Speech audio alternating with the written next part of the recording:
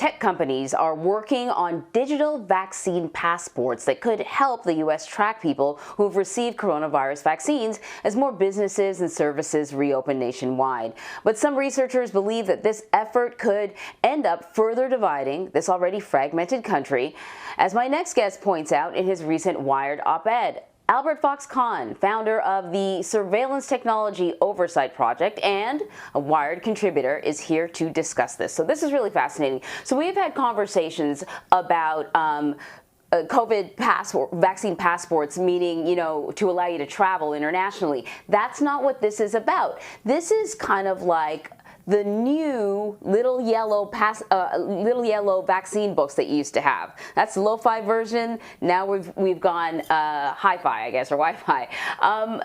It seems like a good idea. We're all used to these, yellow vaccine cards. Why is this different?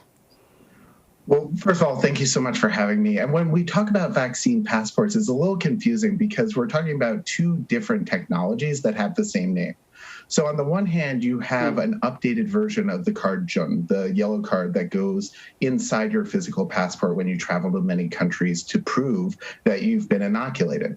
And the World Health Organization is updating that standard. And that kind of makes sense as a way to make sure that when people travel internationally, that they can show that their vaccines are up to date. But what we see here in New York City and other cities around the U.S. is a movement to expand a very different technology, a type of vaccine passport that wouldn't be used when you fly internationally, but used when you go to work, go to school, even go to the local grocery store. And from my perspective, as a civil rights lawyer, as a technologist, this is really disturbing, both because of those privacy and equity impacts, but because of the fact that for all of the surveillance we're now being sold, there's no evidence that it actually will work. And I'm quite worried that'll actually be a step back for the rollout of our vaccines, these desperately needed vaccines.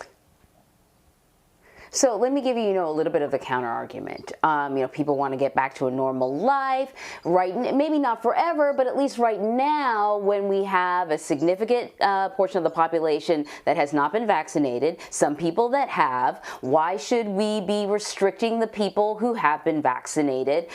Maybe this is good. It doesn't have to be a forever thing, but just for this period of time.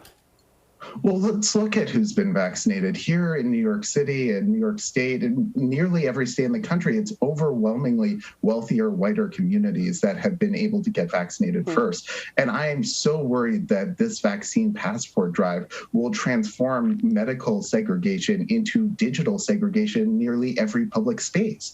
We're talking about something that could exclude millions of people from the necessities of basic life and compound the injustices that have defined our healthcare response to this entire pandemic, that those communities hardest hit by the pandemic, who have died at the highest rates, who have suffered the most, are the ones who are going to be least able to benefit from the purported benefits of this vaccine passport. So let's sort of flesh that out. Why will they be least able? Is it because they don't have access to the technology? Is it because they're still having a really hard time getting a vaccine in many cases?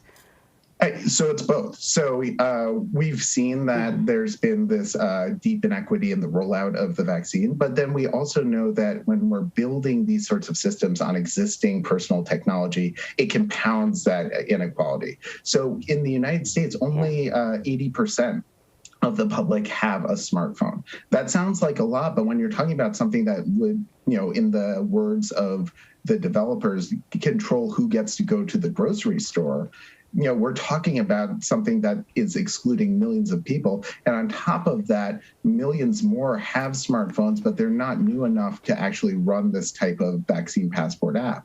When we saw the last attempt at this, the exposure notification apps that Silicon Valley told us would shortcut the pandemic and save millions of lives, what we saw was a multi-million-dollar boondoggle where we wasted valuable time and money trying to roll out apps to push back against the pandemic. But in the end, people didn't want to download them. And when they did, they didn't work. I think we're being sold another vaporware sales pitch yet again. So you just alluded to, I think, sort of the most important point of your piece, a reminder that this concept these apps are being pushed by technology companies. This is not something that's coming from public health experts, so we should all sort of be a little suspicious. Exactly. I mean, it would be one thing if the tech giants were responding to a call for action from the public health officials. That's what we saw with the World Health Organization, these international transit documents. But with this domestic vaccine passport, this everyday vaccine passport, this isn't something that Dr. Fauci is calling for. This isn't something the CDC is calling for. This is something that tech giants are calling for and trying to sell public health officials on. And this is completely getting the situation backwards. These companies keep telling us that they have the magic bullet. Those contact tracing apps, though, they didn't work. When they told us that they could use artificial intelligence to optimize the rollout of that vaccine, it didn't work. And now we're once again being told to just trust the app to solve this pandemic. And I'm so fearful that not only will it not work, but people will die.